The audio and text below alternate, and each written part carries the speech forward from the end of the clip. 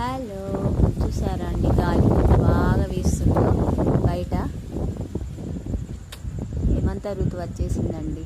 చెట్ల చిగురింపులు, ఆకులు, పలకరింపులు, అందాలు.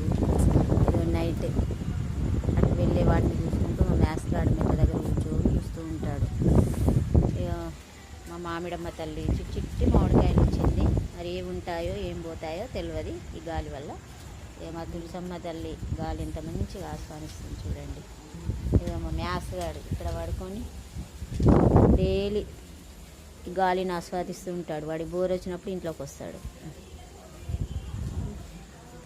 ఈ గాలిని చూస్తుంటే మన చిన్ననాటి జ్ఞాపకాలండి. సమ్మర్ వచ్చేసిందంటే హాలిడేస్ ఎప్పుడు వస్తాయా, అమ్మమ్మ వాళ్ళ ఇంటికి, చుట్టాల ఇంటికి ఎప్పుడు వెళ్దామని చూసేదండి చిన్ననాడు. కానీ ఇప్పుడు అది ఏం లేదండి. ఎవరింట్లో వాళ్ళే పడుకోవడం, ఎవరింట్లో వాళ్ళే ఉండడం. ఎంత ఏసీలు ఉన్నా, కూలర్లు ఉన్నా బయటి వాతావరణం న్యాచురల్నండి. ప్రశాంతతే.